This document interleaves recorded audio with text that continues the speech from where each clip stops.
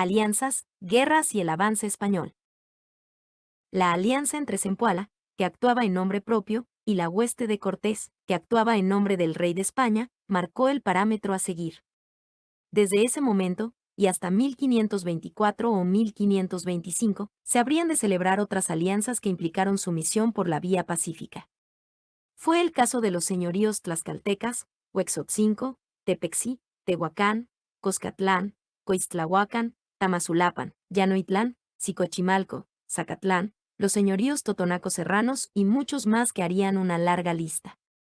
Algunos de esos señoríos eran independientes y otros, la mayoría, estaban bajo el dominio de los mexicas o sus aliados. El imperio mesoamericano, como puede observarse, iba siendo carcomido poco a poco.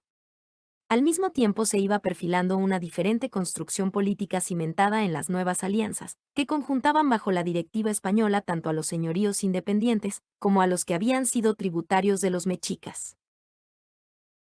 La conquista fue de este modo un logro político, y una de sus consecuencias más importantes fue la subsistencia de los señoríos, con toda su estructura de gobierno y su amplia autonomía. Y esto, como se comprenderá, convenía enormemente a los españoles.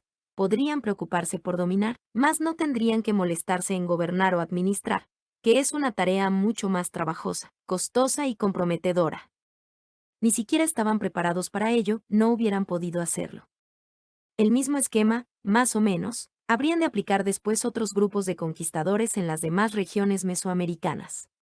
La fórmula política, empero, no funcionó en todas partes porque no todos los señoríos aceptaron los términos, o simplemente percibieron la invasión española bajo otra óptica.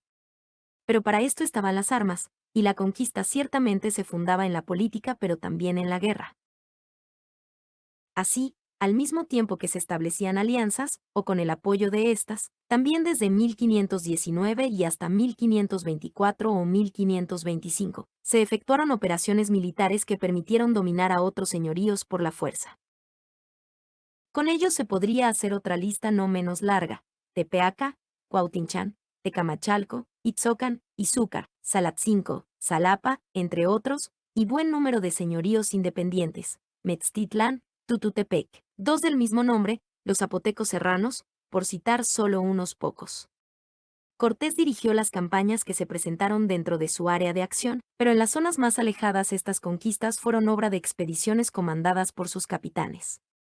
Ni qué decir que la superioridad tecnológica de sus armas y el empleo de caballos dieron a los españoles una ventaja innegable.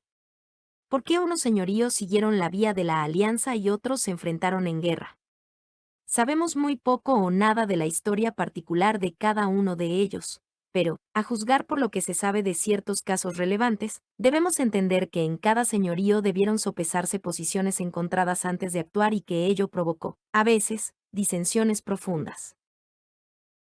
La historia ha recogido con bastante detalle lo que ocurrió con los señoríos independientes de la región de Tlaxcala, agrupados bajo un mando militar único debido a su enfrentamiento con los mexicas. En un principio intentaron rechazar a los españoles, pero después de discutirlo acabaron por convertirse en sus aliados. El caso tlaxcalteca tuvo sus peculiaridades, pero era el fiel reflejo de muchas de las situaciones experimentadas por esos años. Uno de los rasgos más llamativos de lo ocurrido en Tlaxcala es que allí se manifestó la acción coordinada y duradera de una alianza de varios señoríos. No hay evidencias de que se haya formado otro bloque igualmente significativo, ya fuese en pro o en contra de los españoles. Es de suponerse, sin embargo, que quienes se enfrentaron no lo hicieron solos. Seguramente las guarniciones militares mexicas, que no deben confundirse con los señoríos tributarios aunque estuviesen inmediatas a estos, como ocurría, por ejemplo, en Tepexi, alimentaron la resistencia o participaron activamente en ella. También sabemos que en algunos señoríos no se pudo imponer un curso único de acción, de modo que una parte se alió y otra no, como ocurrió en Texcoco, donde se vivía una lucha por la sucesión entre dos ramas del linaje reinante, y conocemos de casos en que con el tiempo hubo cambios de postura. Las crónicas españolas hablan de rebeliones en aquellos lugares que, habiendo previamente llegado a algún tipo de alianza, optaron por desconocerla, o de aquellos, como el Zapoteca Tiltepec y los de la región Mixe, donde la conquista tardó varios años en resolverse. Los casos de enfrentamiento armado con los españoles parecen no requerir de explicación, porque el rechazo al invasor es comprensible sin más, pero sí las alianzas. ¿Qué razón podría haber para hacerlas?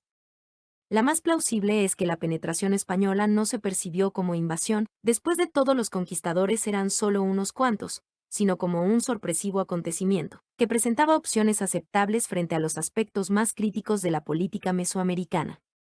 Ciertamente el dominio de México Tenochtitlán era cuestionado en muchos de los señoríos, no solo por sus demandas económicas o rituales, sino porque amenazaba o alteraba privilegios o posiciones de poder en diversas regiones.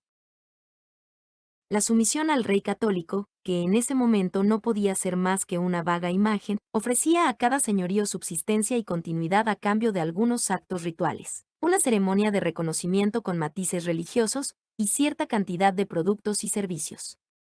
En esos momentos tal cosa se traducía, de manera muy inmediata, en oro y ayuda militar. Política y económicamente hablando, esos rasgos eran aceptables si no es que atractivos para los señores, o tlatoque, y los nobles, quienes, por otra parte, ya habían experimentado un planteamiento similar ante el dominio de los mexicas. No era la primera vez y, pudo haberse pensado, erróneamente, no la última, en que ocurriría un cambio o reclamo de soberanía. De manera significativa, los señoríos independientes destacan en la lista de los que optaron por defenderse. Ellos tenían mucho más que perder. Como sabemos, los que se enfrentaron a las armas españolas pudieron resistirlas hasta por algunos años, pero no vencerlas. Tututepec, el de la costa, es buen ejemplo de los más aguerridos y castigados. No es posible entrar en detalles porque la información conservada, que se limita a lo ocurrido alrededor de Cortés y de la Ciudad de México, ignora la historia de lugares como estos, menos lucidores.